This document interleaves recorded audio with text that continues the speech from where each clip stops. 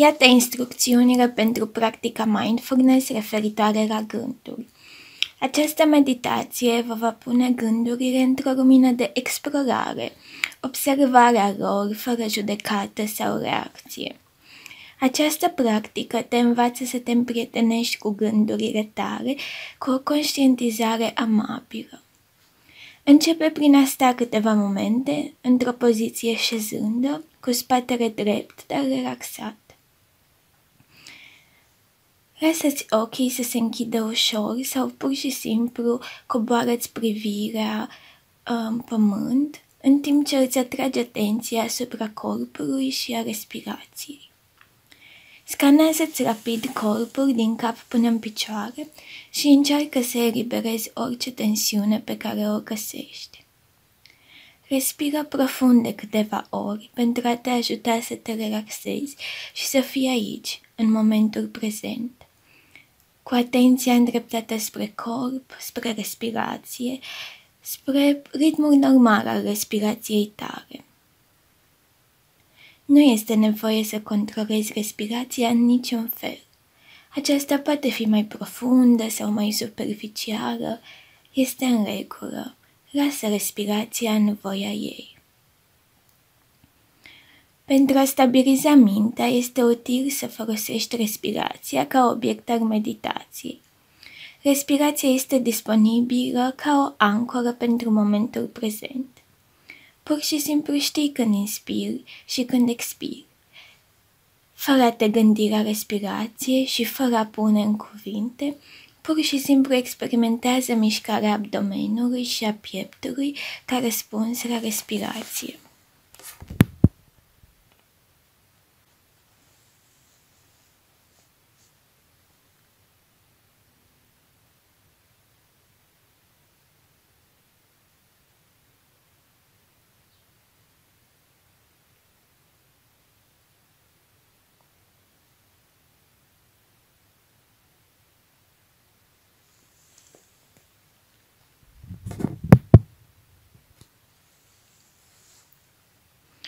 Nu va trece mult până vei observa.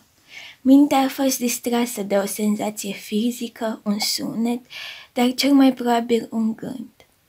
Pur și simplu observă și readuți atenția înapoi la respirație. Ne pierdem cu ușurință în gânduri în timpul practicării meditației. Se întâmplă tuturor foarte des. Asta nu este o problemă.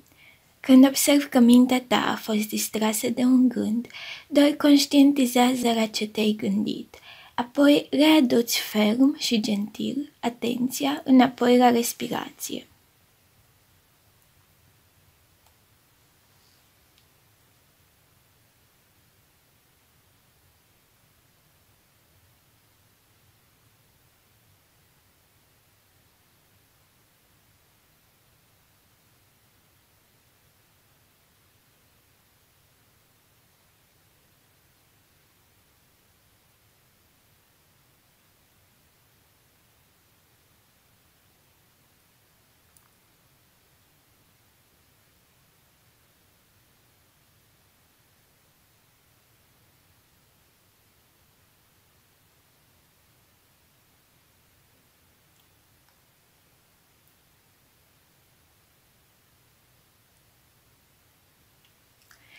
Pentru a te familiariza cu gândurile pe care le ai în mod obișnuit, atunci când apar, poți utiliza o etichetă blândă pentru ele, cum ar fi îngrijorarea, judecata, planificarea. S-ar putea să observi una dintre distorsiunile cognitive, de exemplu gândul care categorizează, cel care face regulile, cel care compară, cel care caută vinovatul, cel care te vrea perfecționist sau cel care pune etichete. Gândurile nu sunt bune sau rele. Gândurile sunt doar gânduri, nu sunt fapte.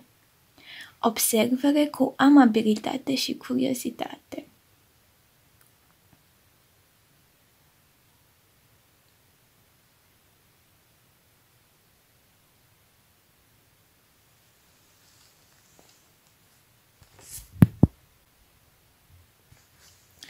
Vă puteți imagina că gândurile voastre sunt ca niște nori care trec pe întinderea deschisă a cerului.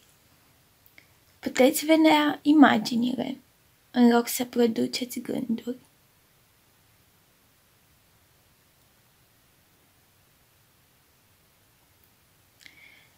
Dacă vezi imaginile, lasă-le să treacă în conștientizarea ta, așa cum trec scenele dintr-un film. Gândurile tale sunt ca norii, vin și pleacă.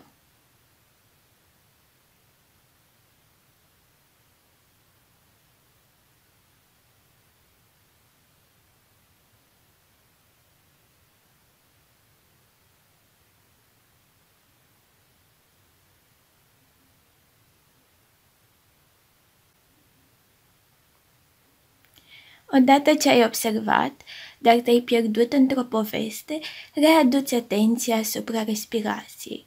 Îți pot apărea tot felul de gânduri și imagini, fără a face nimic special sau extraordinar.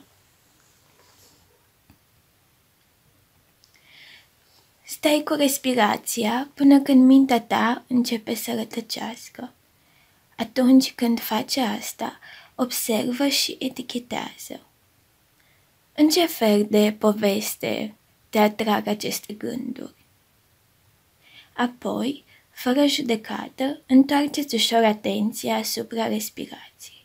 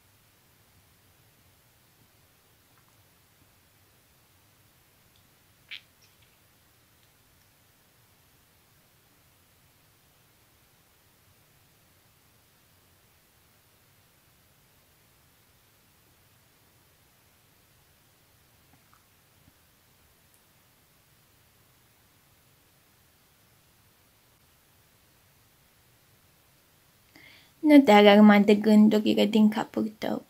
Ele nu au nicio putere în afară de puterea pe care alegi tu să le oferi. Stând și urmărindu-ți gândurile cu bunătate și curiozitate, acestea nu ți vor mai influența starea de bine emoțională și mentală. Rămâi în această stare cu ochii închiși atât timp cât dorești. Iar când ești gata, poți deschide ochii și te poți întoarce la tascurile zilnice cu o mai mare ușurință și calm.